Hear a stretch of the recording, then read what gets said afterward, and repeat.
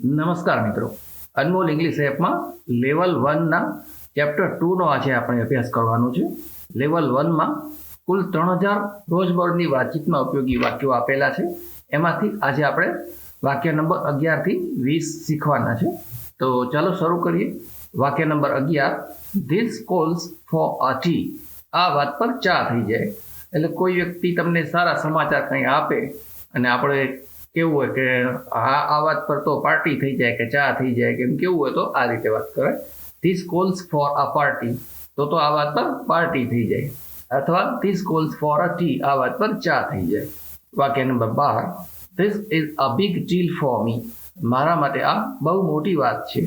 તમારા માટે કદાચ નાની વાત હશે, પણ મારા માટે આ બહુ મોટી વાત છે. બિગ ડીલ એટલે બહુ મોટી વાત. અહીં ડીલનો અર્થ બહુ મોટી વાત છે એ અર્થમાં છે. બાકી ડીલનો અર્થ સોદો પણ થાય અને બીજા ઘણા અર્થમાં પણ વાપરી શકાય. વાક્ય નંબર 13, ટ્રસ્ટ મી. મારા પર વિશ્વાસ રાખો, ભરોસો રાખો, વિશ્વાસ રાખો. Trust me. વાક્ય નંબર 14, વેલ સેડ. સાવ સાચી વાત.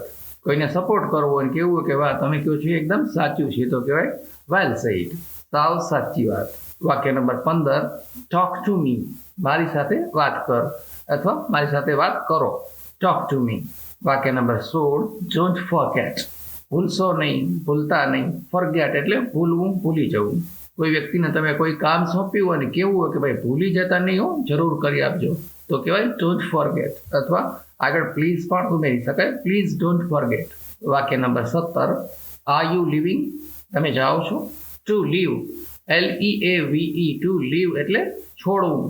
કોઈ પણ વસ્તુ છોડવી કે સ્થળ છોડવું. સ્થળ છોડી રહ્યા હોય એનો અર્થ એ કે તમે જઈ રહ્યા છો. તો કોઈને પૂછવું હોય કે તમે જઈ રહ્યા છો, તો કહેવાય આર યુ લિવિંગ. વાક્ય નંબર 18, લેટ મી લીવ નાઉ. મને હવે જવા દો. મારે હવે જવું પડશે, મને હવે જવા દો. લેટ મી લીવ નાઉ. વાક્ય number 19, it will take time. એમાં વાર લાગશે, થોડો સમય લેશે. થોડો સમય લાગશે, ઉતાવળ ના કરો. It will take time. વાક્ય number 20, don't waste my time. મારો સમય બગાડો નહીં. વેસ્ટ કરવું એટલે બગાડ કરવો, ખબર જ હશે. તો આ સાથે લેવલ 1નું ચેપ્ટર 2 અહીં પૂરું થાય છે. અનમોલ ઇંગ્લિશ એપમાં આપેલ લિસન થિંક સ્પીક પદ્ધતિ મુજબ ફોલોઅપ પ્રેક્ટિસ જરૂર કરી લેજો. જો વિડીયો જોયા પછી સાથે સાથે ફોલોઅપ પ્રેક્ટિસ કરતા રહેશો તો થોડાક જ સમયમાં ગ્રામરના નિયમો યાદ રાખ્યા વગર જ તમે ખૂબ સારું ઇંગ્લિશ બોલતા શીખી જશો.